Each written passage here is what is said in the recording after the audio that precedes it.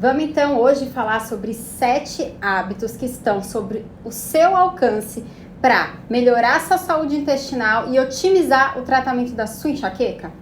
Esse é o assunto que a gente vai falar hoje. E se você ainda não entendeu a relação do nosso cérebro com o nosso intestino, você está perdendo tempo e está sofrendo à toa. Então eu já te convido para ficar aqui nessa live comigo. Para quem está chegando agora e não me conhece, eu sou Mônica Madeira, sou terapeuta ocupacional, especialista no tratamento da enxaqueca através de mudança de hábitos. E é sobre alguns hábitos que a gente vai falar hoje. E eu tenho certeza que alguns deles você nem imagina que interferem na sua enxaqueca. Quem estiver gostando do assunto, já manda aqui no aviãozinho, encaminha essa live agora ao vivo, você não precisa nem sair, no que você aperta no aviãozinho, você já consegue encaminhar aí para os seus colegas, a sua lista de contatos, para quem já puder estar vindo aqui agora também. Boa noite, Facebook, quem está aí, boa noite, deixa eu ver aqui todo mundo que entrou, Sônia, Valéria, Keliane, Aline, Fábio, Laciane, Kelly, Janair, Luciana, Giovana, todo mundo, sejam bem-vindos. Tem alguém querendo participar? Nalva, quer participar? Nalva? Gente, eu vou colocar aqui, vou fixar nos comentários o título, tá? Peraí.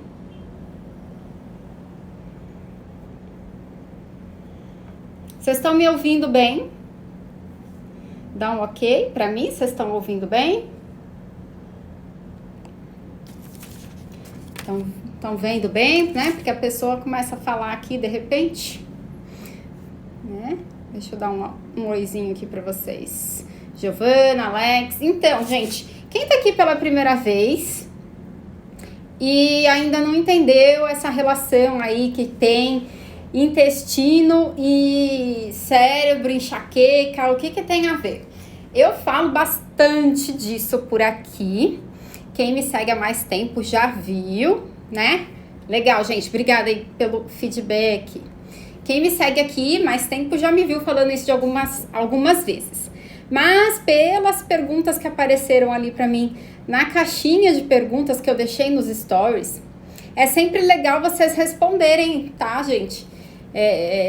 Lá nos meus stories eu sempre coloco caixinha de pergunta antes da live para até me ajudar a escrever, né? Fazer um roteirinho aí pra live, porque aí eu consigo incluir nesse roteiro as dúvidas da maioria das pessoas, né? Então toda vez antes, na segunda, no domingo, eu já abro caixinha de pergunta lá com o tema da live para vocês irem deixando suas perguntas.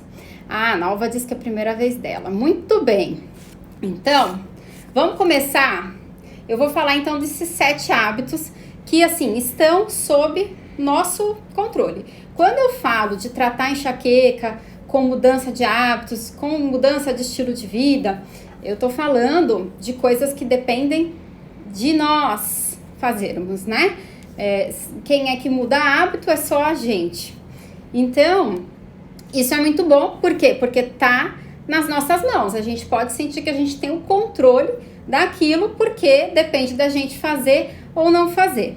O problema é que a gente muitas vezes não sabe o que fazer, o que não fazer. Por isso é que eu tô aqui toda semana para trazer o conhecimento de vocês, o que é que são essas coisas que vocês podem fazer para ajudar ou piorar, enfim, né? Então, quem aí não tá com papel e caneta na mão, já pode pegar, porque sempre tem bastante conteúdo, tá bom? Então, gente, vamos começar a falar, pra gente falar desses hábitos aí que vão melhorar o nosso intestino, a nossa enxaqueca, e eu já posso dizer, melhorar a nossa imunidade também. Por quê? A maior parte das nossas células imunes, né, elas estão ali no nosso intestino. Se a gente melhora a nossa saúde intestinal, a gente também vai melhorar da nossa imunidade. A gente vai ficar menos suscetível a ter doenças, menos suscetível aí a pegar um coronavírus e por aí vai. Então, é um assunto de extrema importância não só para quem tem enxaqueca, certo? Boa noite quem tá chegando. Vitória, Aline, Stephanie, Suzy, certo? Então, vamos lá. Quem aqui já ouviu falar no eixo intestino-cérebro? Quem já ouviu falar, né, do eixo intestino-cérebro? Eu vou colocar, deixa eu ver se eu consigo colocar para vocês uma imagem. A imagem era muito grande, não consegui mostrar ela inteira para vocês. Tudo bem, depois eu mostro. Essa imagem, gente, como é que eu saio daqui agora? Pronto. Eu queria mostrar para vocês o tal do nervo vago. A gente tem um nervo que, na verdade, ele tem várias ramificações nervosas, que ele conecta diretamente o nosso intestino com o nosso cérebro. E esse nervo, né, ele é um dos maiores nervos que a gente tem no corpo, e ele é através dele que o nosso cérebro e o nosso intestino estão se conversando. Então, tudo que acontecer no intestino vai afetar o cérebro de alguma forma. E, de alguma forma, o que acontece no cérebro também afeta o intestino. Então, é bom vocês terem isso em mente para a gente começar a conversa desses 7 hábitos de hoje. Então, é o seguinte, a maior parte dessa comunicação entre intestino e cérebro é do intestino para o cérebro, tá? Uma menor parte é do cérebro para o intestino. A gente sabe que a enxaqueca, ela é um estado inflamatório, né? Ela é uma inflamação no nosso cérebro. E esses neurônios, que são parte desse sistema nervoso, desse nervo, né? Eles disparam um alarme de incêndio e faz disparar a enxaqueca. Então, tudo que inflamar o meu intestino vai estar diretamente causando um estado inflamatório que pode atingir o nosso cérebro também e deixar a gente mais suscetível a ter enxaqueca. Até aí ficou claro? Boa noite, boa noite. Stephanie falou que tem medo da aura. Não precisa ter medo. A aura é um sintoma da enxaqueca que para quem tem e que é benigno, tá? Ele não causa outros problemas. Então, vamos lá. Então, a gente tem esse eixo intestino-cérebro. Por isso que hoje em dia muita gente chama o intestino de segundo cérebro.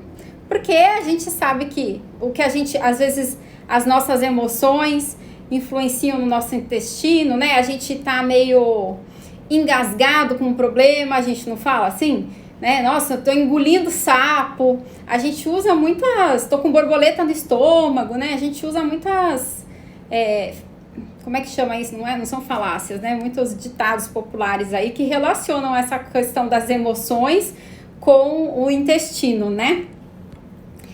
Olha só, Premis falou, se eu ficar 2 dias sem ir ao banheiro, já muda meu humor e fico mais propensa a ter enxaqueca.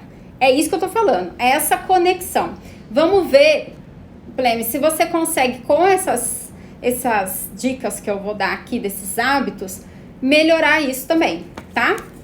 Então, a gente tem que entender que o nosso sistema digestivo, né, ele não tá só no intestino. Tô falando do intestino, mas ele começa lá na boca, né? Deixa eu colocar uma fotinho pra vocês. Nossa, gente, as fotos ficaram completamente diferentes do que a foto que eu salvei. Não vai dar pra mostrar pra vocês. Vamos parar de compartilhar. Vamos explicar eu mesma, né? Como é que faz? Como é que é o nosso processo de digestão? Ele começa na boca, né? Na boca, na mastigação, dentro da boca a gente tem, né, as enzimas digestivas, que já algumas, né, já começam a fazer a digestão. Depois, né, a gente tem o esôfago que conecta ali com o nosso estômago. Aí tem uma parte da digestão que acontece no estômago e o restante vai lá para o intestino delgado, depois para o intestino grosso. Por que é importante eu saber isso? Porque vai influenciar em tudo que eu vou falar. Mas é importante você entender que, então, na boca eu tenho a saliva, né, que na saliva estão enzimas que vão ajudar a digerir. No estômago eu tenho ácido estomacal, que também tem enzimas ali, o nosso suco gástrico, né? Que também vão ajudar a gente a digerir ou não, né? E no intestino ali a gente continua tendo as enzimas, mas aí a gente chega no intestino, a gente tem a flora intestinal, que são as bactérias, todos os micro-organismos que moram lá. E na verdade, hoje a gente sabe que esses micro-organismos que moram ali na nossa flora, que eles se alimentam do que a gente está se alimentando, né? Eles é que fazem essa conexão com o cérebro direto e eles é que ajudam a produzir os neurotransmissores que estão envolvidos com a enxaqueca, né? A serotonina, principalmente. Então, tudo que afetar, né, a nossa barreira gastrointestinal vai estar interferindo na nossa enxaqueca. E aí, o que acontece, vamos começar então, pensando nessa questão da boca, né? Eu preciso então fazer uma boa digestão desses alimentos para que eu não sobrecarregue, por exemplo, o meu intestino lá. Na hora que chegar no intestino, esses alimentos têm que estar bonitinho para o intestino não ficar sobrecarregado, para aquela flora intestinal do intestino funcionar direitinho. E então começa pela boca. E aí vamos para o nosso primeiro hábito. Um hábito simples que tá na mão de todo mundo consegue, é a mastigação, gente. Então, a gente precisa comer com mais atenção. Primeiro hábito, comer com mais atenção. Por quê? Né? E comer com atenção é o quê? É comer sem distração, né? Hoje em dia eu vejo assim, a maioria das pessoas ou tá comendo com o celular, ou tá comendo assistindo televisão, tá ouvindo rádio, ou tá conversando. Até conversar com alguém, comer conversando com alguém, distrai a gente do que a gente tá fazendo naquele momento. Então a gente tem que prestar um pouco mais na hora de comer, atenção na hora de comer. E isso inclui prestar atenção na mastigação. Quando eu era criança, eu aprendi na escola, não sei nem por que ensinavam isso na escola, mas interessante. Eu aprendi lá que tinha que mastigar, sei lá, 30 e poucas vezes o alimento antes de engolir, né? Alguém mais aprendeu isso também? Durante as crises o intestino para. E aí eu vou falar isso mais pra frente, tá? Gentilesse multimarcas. Mas no finalzinho eu vou falar de outros hábitos que tem a ver com isso que você perguntou. Então, o que acontece? Eu falei que a gente tem saliva na boca, a gente tem a enzima, tem uma enzima já que chama amilase. Essa enzima, ela já começa a fazer a quebra da digestão do amido, dos carboidratos ali. Então, a gente já começa a digerir eles na boca. Então, como que a gente faz? Quanto mais a gente mastigar, mais essa enzima vai estar em contato com o alimento. Então, o alimento ele precisa estar bem pastoso para eu poder engolir. Claro que se você estiver comendo uma coisa que já é pastosa, você não vai mastigar um monte de vezes. Por isso é que não tem um número certo de quantas vezes você precisa mastigar o alimento, né? Mas ele precisa estar uma massa, um purê, antes de você engolir, né? Então, eu preciso o quê? Eu preciso estar atenta. Porque se eu tô conversando, primeiro que eu começo a engolir ar, né? Aí já não ajuda muito. Eu não mastigo direito, eu engulo, tá? E eu também não tô... Eu que gosto de cozinhar, eu digo muito que a gente tem que ter um respeito pela comida. Eu não tô olhando para aquela comida, né? Se eu tô vendo a televisão, eu tô comendo assim, ó, né? Quem aí nunca fez isso? Né? É uma questão de, não é que você nunca vai fazer, mas é não fazer isso todas as vezes, porque isso está atrapalhando na sua digestão. Então, não comer ali assim, olhando para a televisão, ou conversando, ou usando o celular. Então, você vai, né, dar o respeito àquele alimento, respeito a quem fez aquele alimento.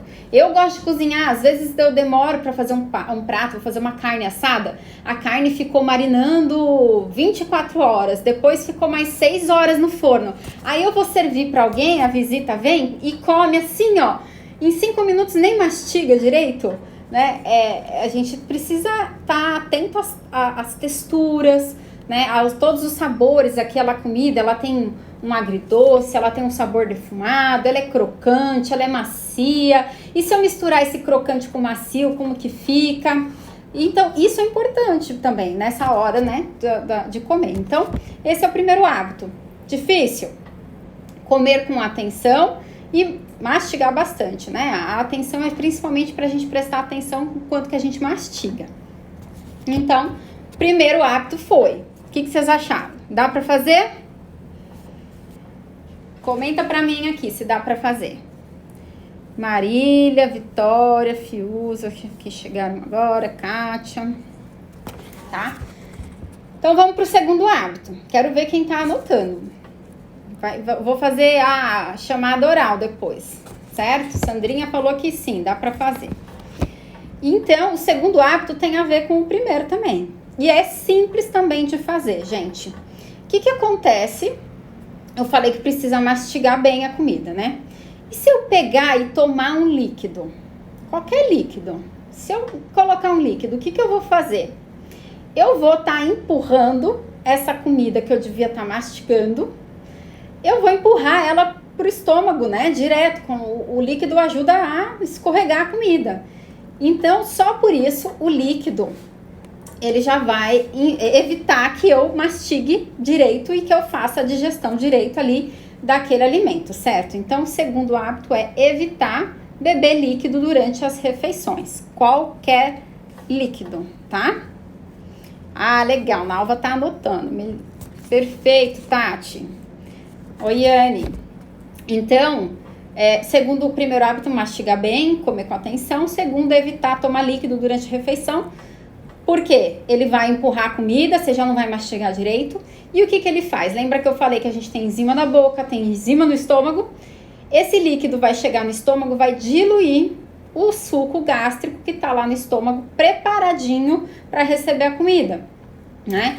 Eu vou afetar o pH desse suco gástrico e vou diluir as enzimas que estão ali. Ou seja, esse preparado de suco gástrico que a gente tem dentro do estômago para digerir a comida, e ali principalmente a gente já começa a digestão das proteínas no estômago, né? Então, se eu faço uma diluição disso, eu já não vou fazer essa digestão das proteínas direito, certo? Ó, a Sandra falou que às vezes sabe que não mastiga o suficiente. Minha digestão é super lenta, a Marília falou. Marília, vamos ver se alguma dessas coisas que eu vou falar, você vai se identificar. Porque são muitos fatores que podem influenciar numa digestão lenta, né? E também cada um tem uma individualidade biológica, né? Não tem um intestino que vai funcionar igualzinho ao outro, assim como não tem uma enxaqueca igualzinha a outra, né? Gente, estão gostando do conteúdo? Manda coraçãozinho aqui, ó, pra chamar mais gente pra live, tá? Então, segundo hábito é evitar tomar o líquido. O líquido vai evitar você de fazer a digestão na boca, vai atrapalhar a digestão no estômago. E, deixa eu ver. Ah, sim, eu anotei aqui. Porque, né, senão eu esqueço. Eu falei qualquer líquido, né? Então, qualquer líquido vai fazer isso. Mas é óbvio que a gente precisa evitar ainda mais as bebidas açucaradas, que elas vão fazer muito mal, tanto para o seu sistema digestivo quanto para a sua enxaqueca. Então, suco de caixinha, suco adoçado, chá adoçado, tudo que você colocar açúcar, né? O próprio suco natural de frutas também tem bastante açúcar. Refrigerante é o pior de todos, principalmente também porque o refrigerante, além de ter um monte de conservante, corante, aromatizante, um monte de coisa que não é comida de verdade, ele também tem o gás. O gás também vai atrapalhar aí nessa digestão ali no estômago, certo? Então, evite. E bebida alcoólica também, principalmente evitar bebida alcoólica, beber junto com a bebida alcoólica. Como é que você vai fazer então para beber os líquidos? Ou você vai beber meia hora antes, né? E 1 hora depois de comer, tá? Então, meia hora antes, dá tempo de você beber e aquele líquido sair do seu estômago e depois seu estômago já está preparado para receber a comida. E 1 hora é mais ou menos o tempo, mais ou menos, tá? O tempo que essa comida vai ficar no seu estômago. Então, 1 hora depois, essa comida já vai estar saindo ali do seu estômago. Então, você tem que beber água o dia inteiro para, né, regular a sua enxaqueca aí.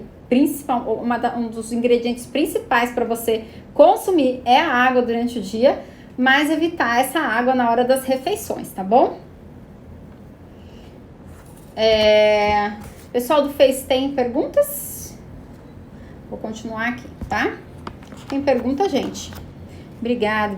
Eu evito mastigar carne por conta da dor. Nossa, peraí, Marília, não entendi o que você escreveu. Eu evito mastigar carne por conta da dor. Pensa na bola de neve. Eu acho que você deve ter dor na articulação temporomandibular, é isso? Por isso você não mastiga? Pode acontecer, né? Coisas mais duras. Deixar de comer carne não é uma boa opção, tá, Marília? Então, o que você vai fazer? Vai comer carne moída, né? Carne de panela. Evita realmente um bifão duro. Faz uma carne mais macia, que vai te ajudar e não vai pegar nessa questão aí da dor da articulação temporomandibular. E aí tem que tratar também essa dor aí com um bucomaxilo, uma pessoa especialista ao mesmo tempo. Tem que fazer as duas coisas, certo? Eu falo, na enxaqueca, gente, não tem uma resposta que vai resolver todos os problemas, né? Aliás, nós somos seres humanos muito complexos. Não dá pra gente achar que vai ter uma pílula mágica que vai resolver todos os nossos problemas, né? Infelizmente, não existe isso. Alguns remédios, gente, também interferem aí nesse pH do estômago. E muitas vezes as pessoas tomam esses remédios achando que tá melhorando e ao longo prazo tá piorando, tá? Então, principalmente aí os prazóis, omeprazol, pantoprazol, esses remédios afetam diretamente ali esse suco biliar aí do seu estômago. A gente, na live da semana que vem, a gente vai falar só de remédios e os efeitos colaterais dos remédios e tudo mais, tá? Então, não é agora, mas tenham em mente que alguns remédios podem estar piorando, principalmente se você já usa há bastante tempo ou no passado você usou, porque se você no passado já usou assim por um período prolongado, por exemplo, um omeprazol, você pode ter uma deficiência aí que ficou instalada no seu estômago de produzir o ácido para digerir, tá? Então precisa ver isso. Sandra, eu melhorei muito a enxaqueca desde o detox. Agora meu problema tá na altura da menstruação. Também tenho síndrome do intestino irritável e nessa altura fico muito inchada e tenho medo de comer tudo. A enxaqueca menstrual, ela precisa realmente de cuidados específicos, né? A gente se você identifica que você tem uma enxaqueca que vem só no período menstrual, é sempre naquele dia, né? Ou é um dia antes, ou é um dia depois, enfim. Precisa de ter um tratamento especial, porque é uma enxaqueca diferente da enxaqueca que vem em outras áreas do mês, mas é muito frequente no período da menstruação o intestino sentir também. Aí é por uma outra via, porque a gente vai... Na menstruação, o nosso útero tá inflamado, né? E o útero tá encostado no intestino. Então, o intestino também fica sensível por proximidade no útero inflamado, tá? Então, ele pode prender, ele pode soltar. Isso é totalmente normal, assim, que aconteça, tá? A melhor forma é você prevenir todo esse estado inflamatório como um todo. Então, a gente vai para o terceiro hábito. O primeiro hábito foi comer com atenção e mastigar melhor. Segundo, não beber líquidos, tá? O terceiro, então, é escolher melhor os seus alimentos. Porque ninguém obriga ninguém a comer nada, não é mesmo? Quem é que vai no mercado comprar? Sou eu. Quando a gente é criança, né, a gente ainda não tem tanta essa opção. A nossa mãe vai lá, compra, a gente come o que ela cozinha, o que ela serve pra gente. Mas somos adultos, né? Imagino que todos aqui somos, e nós que fazemos as nossas escolhas alimentares. Então, gente, comida industrializada, comida processada, comida empacotada, essas comidas cheias de conservante, aromatizante, corante, tudo que tem anti no final, interfere na nossa digestão. Por quê? Porque nosso corpo não foi feito para digerir essas coisas.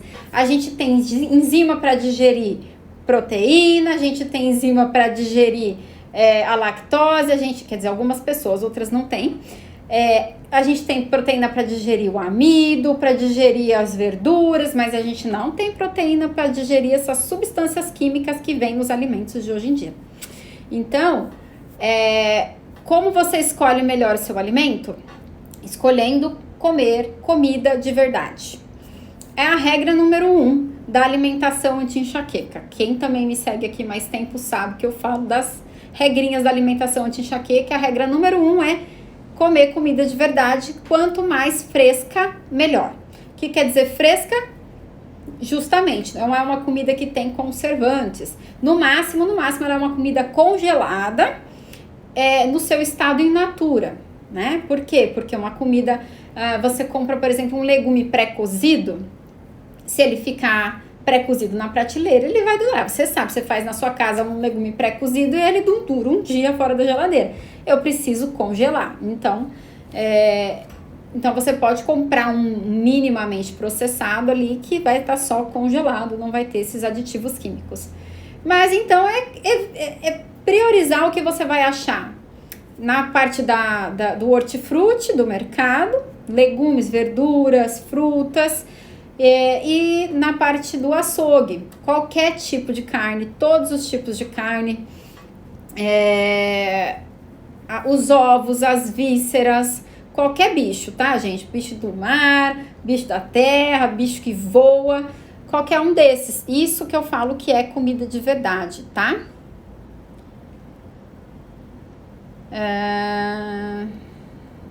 Quais tratamentos, Mônica, geralmente? Não entendi, Marília, desculpa, perdi o contexto da sua pergunta. Então, gente, quanto mais fresco, melhor. Quanto menos rótulo tiver o seu alimento, melhor, tá? Então, quais são os alimentos que mais agridem a sua barreira gastrointestinal e mais vão agredir a sua enxaqueca, tá? Oi, Michele. A Michelle entrou aqui agora. A gente vai fazer uma live na quinta-feira falando justamente sobre um dos alimentos que eu vou falar aqui, que é um dos alimentos que mais aí interfere na nossa barreira gastrointestinal, mais causa inflamação, mais causa permeabilidade intestinal e mais vai inflamar seu cérebro, que é o glúten, que é a proteína presente na farinha de trigo. Tá? Então, vocês querem saber mais sobre o glúten, como é que o glúten interfere na enxaqueca e tudo mais, a gente vai falar na quinta-feira, meio-dia, tá? Então, além do glúten, o que mais tem? O açúcar, que eu já falei, o açúcar de mesa, branco, mas assim, qualquer tipo de açúcar, ele é altamente inflamatório, né? As farinhas refinadas todas, não só a farinha de trigo, mas tudo que é farináceo, tá, gente? Tudo que é pozinho, branco, amido de milho, fécula de batata, farinha de arroz. Quem é minha aluna aqui do Detox sabe que eu falo que até dá pra gente usar farinhas, mas de uma maneira reduzida. Não é uma coisa que a gente deve consumir todos os dias. Porque essas farinhas, elas normalmente são feitas de grãos. E esses grãos, pensa, era pra gente comer, por exemplo, um arroz. Né? A gente cozinha o arroz já passa pelo processo de cozimento, que já ajuda a gente a digerir ele um pouco. A gente mastiga, começa a digerir ele um pouco, depois a gente engole e ele vai sendo digerido ali ao longo desse caminho que eu falei pra vocês, né? Do estômago, intestino delgado, intestino grosso, enfim. Quando a gente come alguma coisa com farinha de arroz, eu já peguei esse arroz cru, triturei. Então, eu peguei todas aquelas moléculas que estão lá dentro do arroz, que deviam estar passando ilesa para chegar só no lugar certo ali para fazer a digestão dela, e eu já tô jogando direto dentro da sua boca, entendeu? Então isso faz com que alguns micro-organismos ali migrem de uma área do seu intestino para outra, onde eles não deviam estar, e isso vai causar um monte de problemas para você, tá? Aí, Odete já perguntou, fale sobre os tipos de queijos. Quais são bons para quem tem intolerância à lactose e enxaqueca? Odete, eu não indico queijos para quem tem enxaqueca, mesmo sem lactose, tá? E se você tem intolerância à lactose, já tá aí um indício de que você não deve consumir, tá? O que é a lactose? A lactose é a enzima que digere a lactase, que é o açúcar do leite. Só que no leite a gente tem várias outras substâncias, né? A gente tem, por exemplo, a caseína e diversas outras proteínas que tem no leite, que a maioria das pessoas também tem dificuldade de digerir, e elas são altamente inflamatórias. Então, mesmo que você coma uma coisa que seja adicionada à enzima para digerir a lactose, você vai provavelmente continuar com a dificuldade de digerir as proteínas, principalmente se você já tem o problema com a lactose, tá?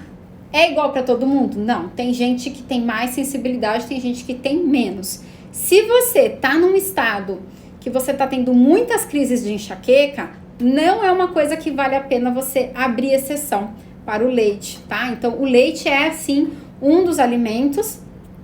O leite, todos os derivados do leite, tá, gente? Queijo, requeijão, cream cheese, e que mais? Esses danoninho, iogurte, essas coisas todas, tá?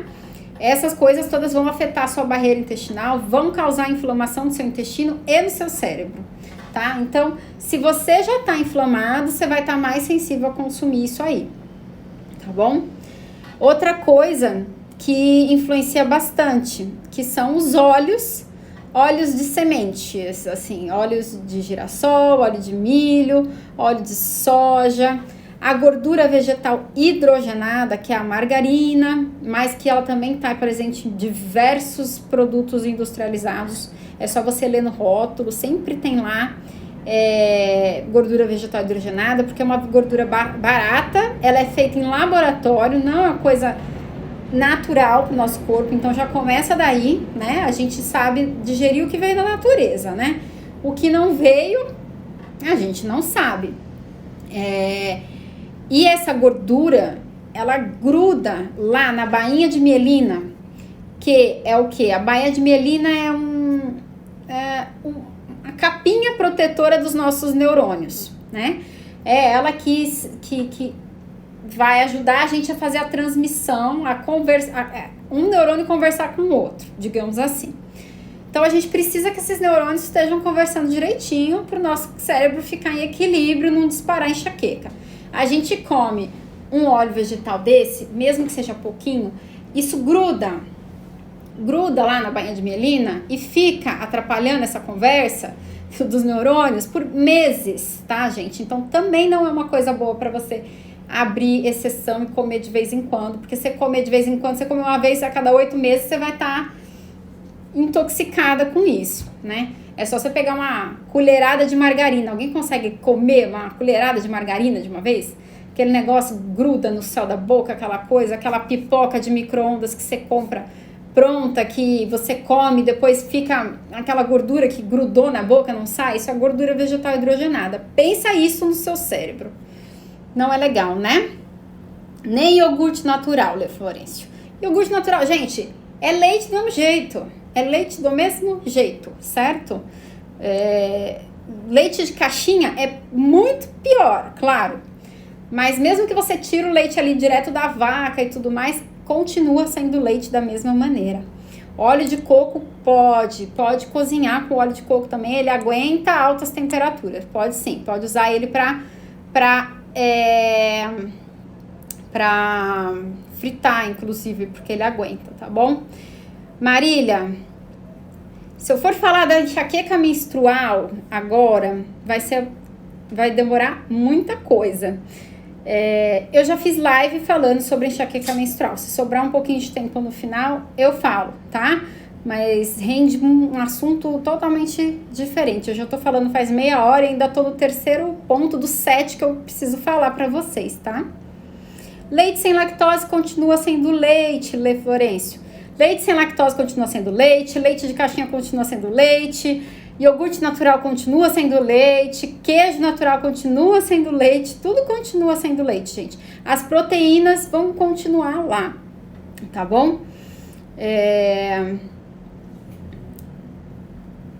isso. Então, falamos aí de mais um alimento que pode estar influenciando aí, atrapalhando a sua barreira gastrointestinal, causando inflamação no seu cérebro. Se você não consegue viver sem o leite, você fala, não dá, o leite é mais forte que eu, você precisa entender por que um alimento tem tanto poder sobre você, tá? Você deveria ter mais poder sobre as suas escolhas, entendendo que isso faz mal para você, certo? A Michelle falou, leite sem lactose é uma invenção que fizeram para cobrar mais caro em algo que não resolve a causa. Não resolve mesmo, Michelle. Leite sem lactose, para começar, gente, não existe leite sem lactose. Porque toda vaca vai produzir leite com lactose. O que eles fazem? Eles adicionam a enzima lactase nesse leite. Lembra que eu tô falando que a gente tem uma enzima eu falei da amilase que a gente tem na boca, que ajuda a digerir o amido. Eu falei da pepsina que a gente tem no estômago, que começa a ajudar a digerir a carne. E teoricamente a gente nasce com a enzima lactase para digerir o leite que a gente toma da nossa mãe. E a gente nasce com uma quantidade e gasta ela toda vez que a gente usa, basicamente. O que eles fazem? Quem tem intolerância à lactose é porque não tem mais essa enzima para digerir o açúcar do leite, tá? O que eu tô falando que é inflamatório é a proteína do leite, não é o açúcar do leite. Lactose é o açúcar do leite. Então, eles pegam o leite, adicionam a enzima para te ajudar a fazer a digestão. Ninguém garante que aquela quantidade de enzima também que tá ali é suficiente para você fazer a digestão daquela quantidade de leite que tem ali. A gente não sabe, tá? A gente não sabe. Pode ser que até a quantidade de enzima colocada ali, para você que é muito intolerante, não faça tanto efeito, tá? Leite de coco foi a minha maior descoberta. Sensacional. Se você conseguir substituir por leite de coco, o seu leite tá fechado. É o melhor leite que você pode consumir aí é o de coco, tá? Melhor do que o de castanhas. Por quê? Castanhas, já vamos falar então das castanhas. Castanhas também, gente, podem ter antinutrientes que vão atrapalhar nessa inflamação intestinal, tá? As castanhas, as leguminosas, as sementes, então assim, tudo aquilo que você precisa deixar de molho para cozinhar, sabe? Por que você precisa deixar de molho? Porque aquilo fermenta. Você deixa de molho, teoricamente, para aquilo fermentar fora do seu intestino. Mas quem aqui não come feijão, por exemplo, e fica com gases depois? Porque aquele processo de deixar de molho, para muita gente, não resolve. A gente continua fermentando isso dentro do nosso intestino, isso faz um estrago lá dentro. Isso atrapalha todos esses micro-organismos que estão lá no nosso intestino, que eu falei que são eles que produzem os neurotransmissores importantes para quem tem enxaqueca, manter equilibrado.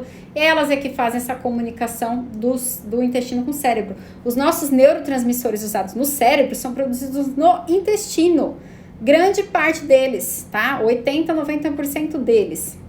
Então, é muito importante o que a gente come nessa influência, tá bom?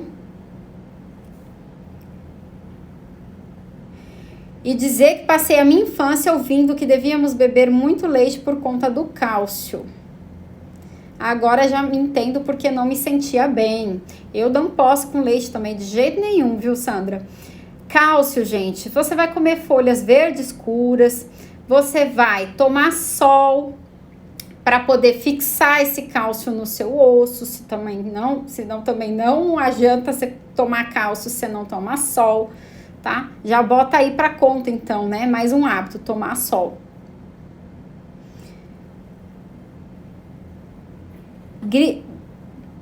Grice Maria, o problema é saber o substituto para o leite.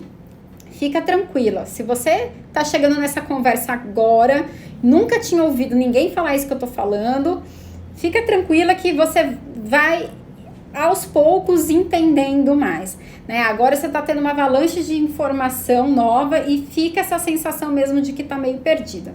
A Ana tá falando aí do leite de coco, eu também sugiro o leite de coco, mas não é aquele de vidrinho, tá, gente? Aquele lá é horrível pra você tomar sozinho, que lá parece sabão, tem gosto de sabão, né? O mais gostoso é você fazer ele em casa, tá bom? Então, vamos lá.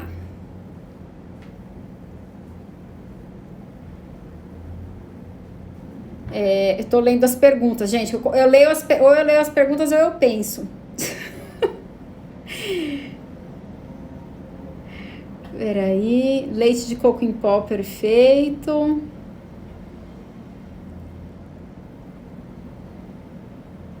Tá. Vamos lá. Depois eu volto nessas questões aí da insônia, tá bom, gente? E da tensão, certo?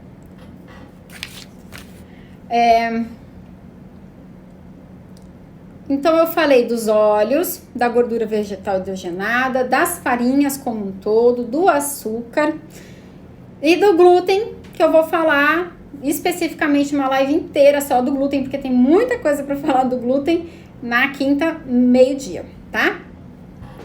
Então, agora eu vou falar de uma coisa que influencia tanto a nossa digestão, quanto a nossa imunidade, quanto na nossa enxaqueca. Quem adivinha o que é? Quero palpites de vocês, tá?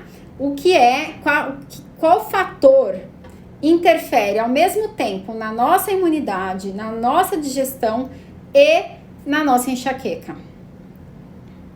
E a gente já falou um pouquinho disso hoje. Quero ver o que vocês vão escrever aqui.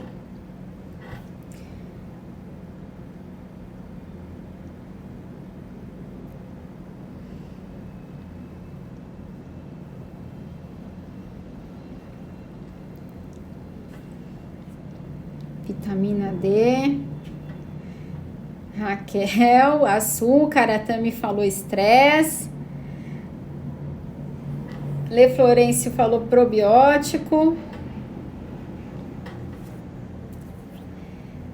Tá, então, gente, um dos fatores que mais influencia na enxaqueca de todo mundo, na digestão de todo mundo hoje em dia e na imunidade de todo mundo, principalmente nesse contexto que a gente tá de pandemia, é o estresse. Acertou aí a Tami Maria. Lá você também acertou, insônia faz parte da situação aqui. O que acontece, gente? Quando o estresse, ele existe, o estresse crônico e o estresse agudo. Agudo é o quê? Né? Aquilo que tá vindo um leão correndo atrás de mim, eu tenho que sair correndo. E a gente sempre bota a culpa no leão, né? Não sei por quê. Eu fico o quê? Eu fico num estado de tensão geral, porque eu preciso correr para me proteger. Então, a gente fala da reação de luta ou fuga. Ou eu me preparo para lutar, ou se eu vejo que eu não vou ganhar a luta, eu me preparo para correr, para fugir, certo? O que acontece nessa hora? O meu corpo, ele leva sangue, principalmente ali para acelerar o meu coração, para eu ficar mais atenta, leva mais para o meu cérebro, para eu ficar atenta ali no momento. E para os meus músculos, principalmente para os músculos maiores. Por quê? Porque eu preciso me preparar ou para lutar ou para fugir. O que acontece nesse meio tempo? Não vai sangue para o intestino, para o sistema gastrointestinal como um todo, né? Ele para. Por quê? O corpo vai falar assim, eu vou lá gastar energia agora tentando fazer a digestão, eu vou sair correndo, depois eu penso em fazer a digestão, tá? E aí o que acontece? É justamente por isso que alguém perguntou aqui que se na hora da enxaqueca o estômago para, né? A digestão para. Sim, para muitas pessoas, porque é como se você estivesse nesse estado de estresse. E aí o intestino para, não adianta o estômago para de digerir, não adianta você tomar inclusive remédio por via oral pela boca, porque o seu estômago não vai absorver aquele remédio, tá? Então para muitas pessoas sim, para. Então, o que acontece? Esse é o estresse agudo que eu falei. O problema é que hoje em dia, gente, tudo virou estresse, né? E aí, esse estresse que era para ser agudo, ele virou crônico. Crônico quer dizer o quê? Tá do nosso lado, tá acompanhando a gente. E então, a gente tem essa mesma reação ao estresse o tempo inteiro. E aí, às vezes, inclusive com coisas que não estão nem existindo. É um pensamento, um pensamento catastrófico do futuro, meu Deus, né? O mundo vai acabar, vai todo mundo ficar desempregado, vai todo mundo passar fome, não sei o quê. Tô falando, né? Nesse contexto que a gente tá atualmente. Então, às vezes, o estresse, ele vem de situações que não são reais. Muitas vezes as situações são imaginárias. Às vezes o marido tomou banho e deixou a toalha molhada em cima da cama. Virou um estresse igual o estresse do leão que vinha correr atrás de mim. Então eu tô constantemente com esse meu sistema gastrointestinal ali lento. E a Marília falou que o dela tá lento. Tem que ver se o problema não é o estresse, Marília. Né? Tá trabalhando demais, tá dormindo de menos, enfim.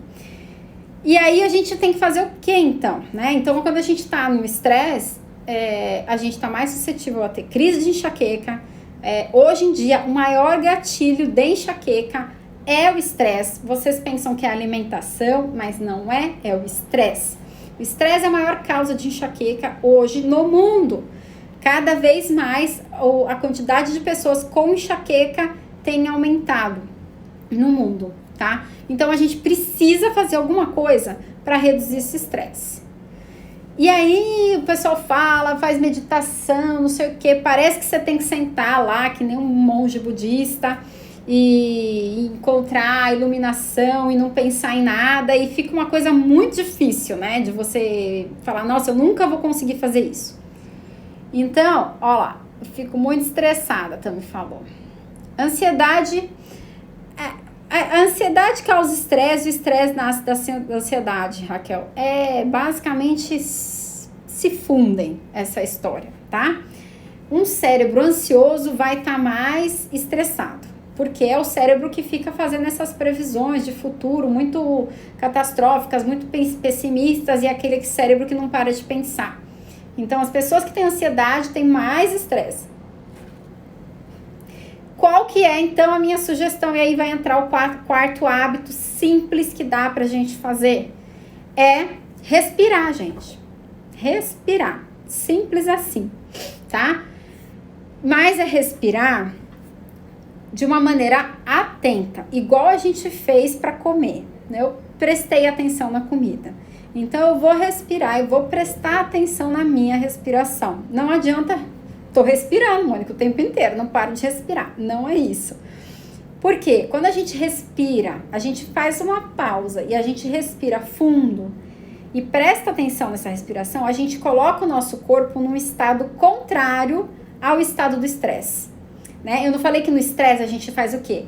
A gente enrijece os músculos e daí vem aquele pessoal que fica com o trapézio tudo, o pescoço tudo travado de estresse, né? A gente enrijece os músculos, o coração acelera, a gente soa mais, né? Porque a gente está se preparando para correr. E então, né? O que acontece quando eu respiro? Eu paro e respiro. Presto atenção só na minha respiração. Eu tô fazendo o meu corpo, baixar a bola. Eu vou abaixar minha frequência cardíaca, eu vou reduzir essa tensão muscular, e é só respirar que eu preciso.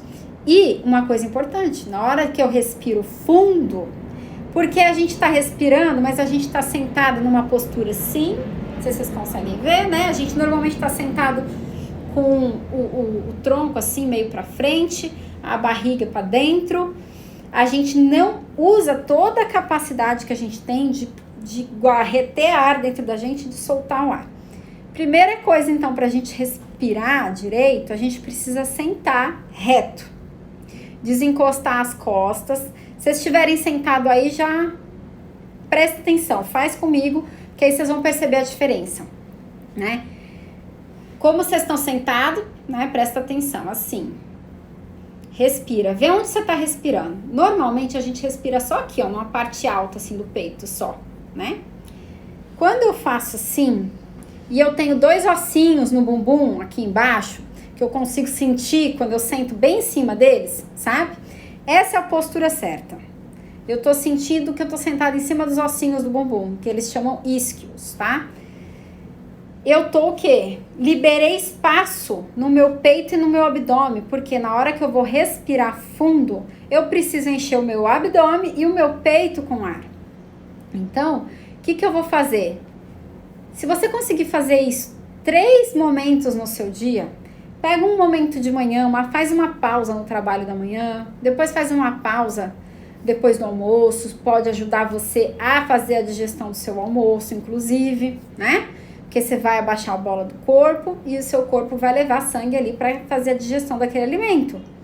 E aí depois você pode fazer, por exemplo, antes de dormir, porque também vai ajudar a baixar a bola, aliviar o estresse para você começar a dormir, quem tem dificuldade de dormir. Vocês vão sentar em cima dos ossinhos e vocês vão só respirar. Se vocês fecharem o olho é até melhor, porque aí você não tem distração com o que você tá vendo no ambiente, né? E vocês vão tentar contar 10 respirações. Parece pouco, mas às vezes vocês vão ver que a mente de vocês, quando você viu, você tava contando 5, de repente a mente foi para outro lugar, você fala, poxa, que perdi as contas. Não tem problema. Conta de novo, tá? Então, vocês vão sentir que o ar sobe e depois, no que eu puxo o ar, primeiro lugar que enche a minha barriga, meu abdômen, depois vem pro peito.